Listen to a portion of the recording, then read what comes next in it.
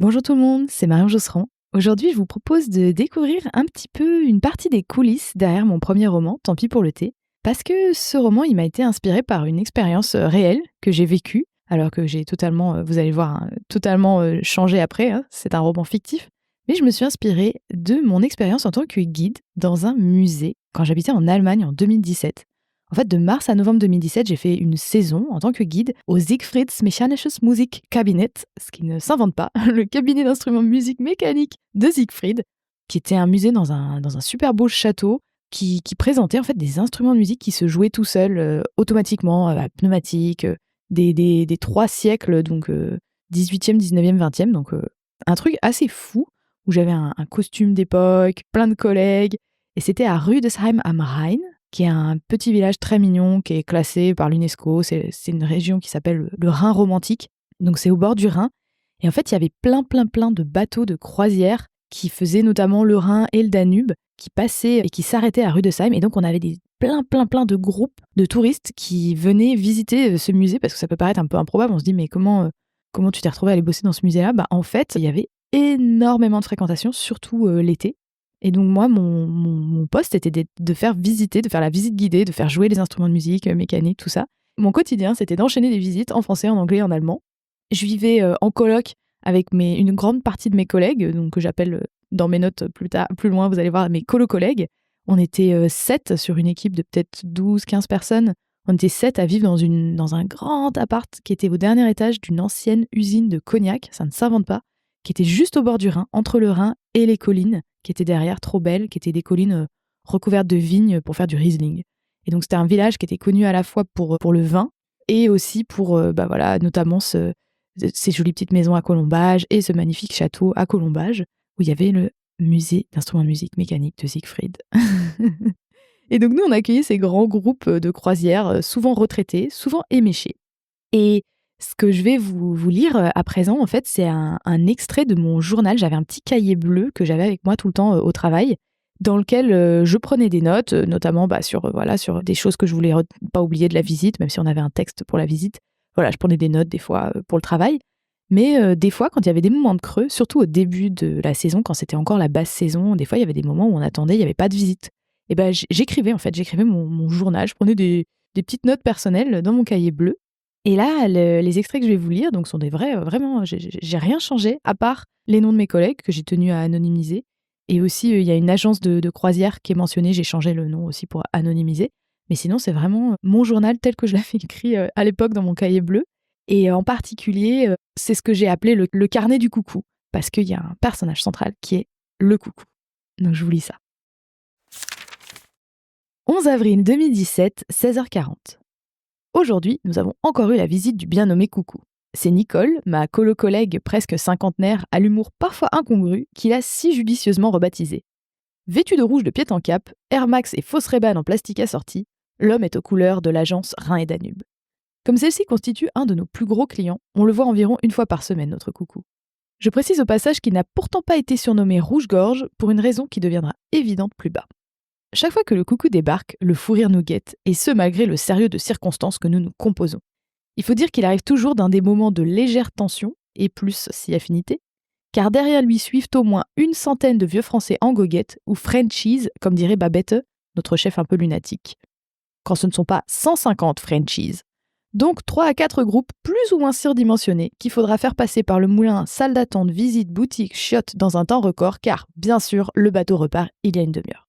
Nous attendons donc bien sagement dans le hall d'entrée, drapés dans nos grandes jupes noires et coiffés de nos beaux chapeaux, pareils à de drôles de nonnes de la musique. Chacune est à son poste, devant la porte de la salle qui lui a été attribuée par Babette, tandis que la chefine elle-même se tient près de l'entrée pour endiguer le raz-de-marée qui s'annonce. Après avoir traversé la cour pavée du musée sur ses grandes pattes, devançant ses ouailles, le Coucou bondit toujours en haut des 3 marches de l'entrée avec une énergie estampillée Bafa. Il se jette ensuite avec enthousiasme sur Babette qui, raide comme un piquet de ponton d'embarcation, le laisse plus ou moins lui faire la bise. L'effort consenti semble visible pour tous sauf pour notre ami volatile. À ce stade, j'échange un regard intendu avec Nicole ou Marilyn. Tiens, voilà le Coucou. D'après Babette, qui est la seule à devoir se soumettre au rituel de la bise, le Coucou sent souvent la Marie-Jeanne à plein bec. Et vu ses frasques, je dois dire que ça n'est pas pour m'étonner. Grand et blond comme un Hollandais, notre ami en a aussi les joues rougies par les premiers soleils de printemps, à moins que ce ne soit justement par quelques substances. Voilà donc Babette et le coucou perchés sur le seuil du musée. Leurs deux silhouettes se découpent sur la clarté de la cour, dissimulant en partie le troupeau de croisiéristes qui nous accostent, tandis que mes camarades francophones et moi-même patientons dans l'ombre du hall. Aujourd'hui, j'étais avec Nicole la baptiseuse. La chefine a tendu au grand blond le micro de la cour, avec un de ses habituels gestes brusques. On aurait dit qu'elle cherchait à interposer l'objet entre leurs deux corps, comme pour prévenir toute velléité de renouveler le contact. Tout en le saisissant, le coucou a chuchoté très fort à l'adresse de Babette. « Putain, j'ai envie de pisser !» Visage impassible de la chefine. À peine si elle a scié. Elle attendait que ça passe. Pendant que nos antiques visiteurs s'attroupaient autour des marches pour mieux entendre le petit discours qui s'annonçait, notre drôle d'oiseau a cru bon d'ajouter, rigola, « Je peux pas faire contre le buisson, vite fait ?» Il désignait du menton la touffe feuillue de rosier nain en bas des marches. En forme aujourd'hui, le coucou. Du côté de Babette, toujours aucune réaction. Elle le fixait en silence, comme s'il n'était pas vraiment là, ou qu'il était un tableau dont elle essayait de se rappeler le peintre. Ou peut-être qu'elle espérait juste qu'il allait s'enfoncer dans le sol pour ne plus jamais en ressortir. Je soupçonne parfois notre coucou de ne pas être simplement lourd, mais de le faire exprès. Peut-être s'est-il promis de faire craquer la carapace babettiesque. En tout cas, pour le moment, c'était loupé. La petite foule était maintenant à portée d'enceinte et fixait la haute silhouette toute de rouge joggingé. Notre guest star a alors porté le micro à sa bouche et d'une voix étonnamment langoureuse et au perché, a roucoulé amoureusement « Coucou !» Nicole et moi avons échangé des regards ravis, ça ne loupait jamais. Et la basse-cour de répondre en chœur « Coucou !» Le grand blond, avec 2 chaussures rouges, leur a de rechef déballé son discours routinier que les enceintes faisaient étrangement résonner à travers la cour. Mais quel petit farceur avait bien pu enclencher la fonction écho, genre Johnny au Palais des Sports. Et là encore, ça n'a pas loupé. Messieurs, mesdames, bienvenue au musée de la mécanique musicale de Siegfried. La mécanique musicale ? Et cette fois, c'en était trop pour Babette. Elle avait beau s'y attendre, même si c'était chaque fois le même bazar, là, elle a craqué. Elle s'est retournée vers nous et a levé les yeux au ciel, la bouche entrouverte dans sa très grande douleur, comme elle sait si bien le faire. C'est tout Babette, ça. Elle est capable de supporter sans broncher l'envahissement à la française de son espace vital, la bise pour ceux qui suivent, et les blagues désobligeantes sur le meilleur mode d'arrosage de ses rosiers. Mais l'inexactitude, alors ça, non.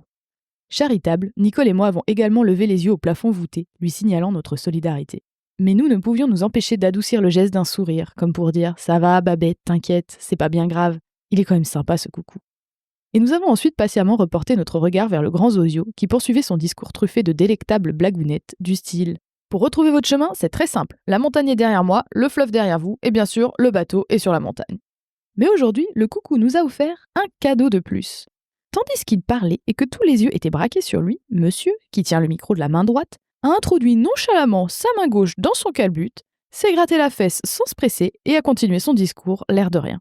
Comme nous étions à quelques mètres derrière lui, nous ne pouvions évidemment rien manquer de ce réjouissant spectacle. J'ai failli en perdre mon chapeau, à la fois de surprise et d'admiration face au culot de la bête.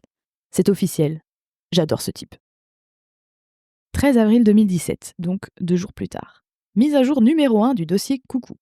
Aujourd'hui, ma chère Marilyn, colo-collègue délicieusement givrée, adorable castafiore et cuisinière en série, m'a raconté une délicieuse petite anecdote sur le coucou qui date de la saison dernière. Un jour, il a fait mine de faire la bise à Babette, mais celle-ci, pour une raison ou une autre, odeur corporelle au-dessus de la moyenne, tout suspecte, auréole de sueur, je ne sais pas, s'est reculé et lui a flanqué un vent magistral. Sans se laisser démonter, le coucou s'est exclamé « Bah alors, on fait pas la bise ? Ok, pas grave, je prends le suivant. » Et de s'attaquer sans transition au plus rigide de tous les Allemands qui m'étaient été donné de rencontrer, alias Friedrich, qui se tenait à 2 mètres de là. Sidéré, Friedrich Mabich n'a pas eu le temps de réagir. Hop, une bise sur chaque joue. Je vois d'ici sa moustache en frémir et son chapeau melon faire un tour sur lui-même. D'après Marilyn, la trombine que tirait le plus austère de nos collègues valait le détour par Rudesheim. Parfois, j'aimerais être une petite mouche dans les couloirs du temps pour pouvoir revoir ce genre de scène. 19 avril 2017, donc 6 jours plus tard, mise à jour numéro 2, le volatile a encore frappé. Aujourd'hui, le coucou était à nouveau parmi nous et suivi d'une troupe de Français, Suisses, Québécois particulièrement indisciplinés et sympathiques, une vraie bande de gosses. Ça avait dû le mettre dans son humeur des grands jours, car aussitôt monté les marches de l'entrée, il a adressé un sourire frident à Babette, suivi de cette apostrophe « Hallo, Schatz !» littéralement « Salut ma chérie ». No comment. Fidèle à elle-même, Babette n'a pas réagi le moins du monde. Quant à moi, j'ai adressé au coucou un immense sourire, cherchant en vain à croiser son regard pour lui signifier mon admiration face à un tel manque de discernement. J'étais tentée de lui demander un autographe, pourquoi pas de signer mon cahier bleu dont il était en train de devenir le héros. Mais à ma grande déception, le coucou ne m'a pas accordé un gramme d'attention. Il n'avait Dieu que pour Babette. Il la kiffe ou quoi? 5 octobre 2017, donc presque 6 mois plus tard, mise à jour numéro 3, ou la fin d'un mythe. Tiens, je n'ai pas écrit une ligne sur le musée depuis plus de 5 mois. On voit que la haute saison a fait violemment irruption dans nos vies. Quelques centaines de visites et 2 quasi-démissions plus tard, je m'en reviens compléter le dossier coucou. Si nous l'avons beaucoup vu au printemps, comme en témoigne le début de ce texte, l'animal s'est fait plus discret en été, si bien que l'on a pu entendre Nicole s'exclamer à diverses reprises. « Ah bon? Le coucou était là aujourd'hui? Oh non, je l'ai encore raté !» Quand ce n'était pas moi-même qui déplorait son absence, ou bien Marilyn. Bref, le coucou nous a manqué, surtout en août et en septembre. Et Dieu sait que la très haute saison s'éternisant, nous avions bien besoin d'un peu de comic relief. Alors quelle ne fut pas notre joie aujourd'hui, quand, occupés à prendre le café dans la salle de repos, nous avons reconnu sa voix dans la rue. Précipitation généralisée vers la fenêtre, penchement périlleux, vérification. C'est bien notre coucou. Sonner violon pneumatique, résonner musettes automatiques. Et que je te regarde le planning, et que je te spécule sur qui aura les Français. Mais non, Marilyn a déjà fait 3 visites, et en plus elle travaille ce soir. Alors ce sera pour Julia. Marion était avant ou après Myrtilde, etc., etc. Finalement, il s'est avéré que je faisais partie, avec Myrtilde et Nicole, des 3 heureuses élues pour accueillir la croisière Französisch. Myrtille n'était pas de la confidence, mais Nicole et moi échangions de petits gloussements excités en voyant arriver de loin l'ami coucou. On aurait dit 2 lycéennes. Pendant que le coco réglait quelques détails avec ses croisiéristes dans la cour, Babette, de façon tout à fait inattendue, s'est livrée à Myrtilde. C'est encore cet animateur français, celui qui a un humour limite. On a failli ne pas le revoir, le jeune homme. Alors là, ça fait tout bizarre d'entendre Babette parler du coucou avec cet air connaisseur. On croyait avoir le monopole de ce sujet de conversation. Nicole et moi tendons l'oreille, mine de rien. Ah bon? A demandé Myrtille. Oui, je t'assure, il y a eu des plaintes de clients. Il a failli perdre son travail, le pauvre, répond la chefine d'un ton qui m'estomaque de compassion. C'était si grave que ça? Oui, et je suis témoin, il était lourd. Mais là, on dirait qu'il s'est calmé. Il ne fait plus ses petites blagues. Tu sais, il est alsacien, ils n'ont pas beaucoup de travail là-bas. Il ne peut pas se permettre de perdre celui-là. Alors, il s'est calmé. Nicole et moi échangeons des regards où se mêlaient surprise, incrédulité et excitation du scoop. Nos sourcils n'auraient pas pu remonter plus haut sur notre front. Babette qui plaignait le coucou qui avait donc failli réussir à se faire virer, et le coucou qui ne ferait plus de blagounettes. Mais voici que la star en personne faisait son entrée. On aurait pu croire que depuis 7 mois que je travaille au musée, il me reconnaîtrait et me ferait un petit signe de connivence. Mais non, rien. Comme d'habitude, il n'y en avait que pour Babette. Et celle-ci continuait de m'étonner. Il semblait que la pensée que nous avions failli le perdre lui faisait soudain apprécier le volatile, car elle lui réservait sa bonne humeur des grandes occasions. Et que je te fais des sourires, et que je glousse alors qu'il n'a même pas dit un truc drôle. J'hallucinais. Babette minaudait. Elle le kiffait en retour. La vie, et surtout ce musée, n'aurait donc jamais fini de m'étonner. Et ma parole, je ne rêvais pas. Elle lui tapotait le bras, comme ça, sans aucune raison apparente. En 7 mois de collaboration, à raison de 42 heures par semaine en moyenne, Babette ne m'avait jamais ne serait-ce qu'effleuré. À bien y réfléchir, je ne l'avais jamais vu toucher personne de son propre gré. Et que son dévolu tombe sur le coucou. Dois-je préciser que le jeune homme, tout énergique qu'il fut, n'était pas du tout séduisant, genre grande saucisse blonde un peu trop grillée au soleil? Mais la suite, mes amis, n'est que tristesse et désillusion. Ça me fendait le cœur de l'admettre, mais Babette avait raison. Le coucou s'était calmé. Pour commencer, pas de coucou au début de son discours. Horrifiant, inadmissible, que dis-je? Une entorse protocolaire majeure. Ça commençait mal donc. Et tout est allé de mal en pis. Pas une seule blague sur un bateau montagnard, pas le moindre gratouillage de quelque partie de son anatomie que ce soit, pas même un mot coquin. Un discours sans saveur, sans croustillant, pour un groupe de touristes alsaciens qui nous arrivaient déprimés par un animateur en bout de course. Mais plus triste encore que les platitudes qu'il lâchait dans le micro était son attitude. Épaules voûtées, tête basse, voix hésitante, aucun ressort dans ses grandes pattes. Un coucou tout déplumé, aux ailes traînantes, qui ne sautillait plus à travers le hall. Autant vous dire que Nicole et moi, ses plus grandes fans, après Babette, apparemment, étions atterrés.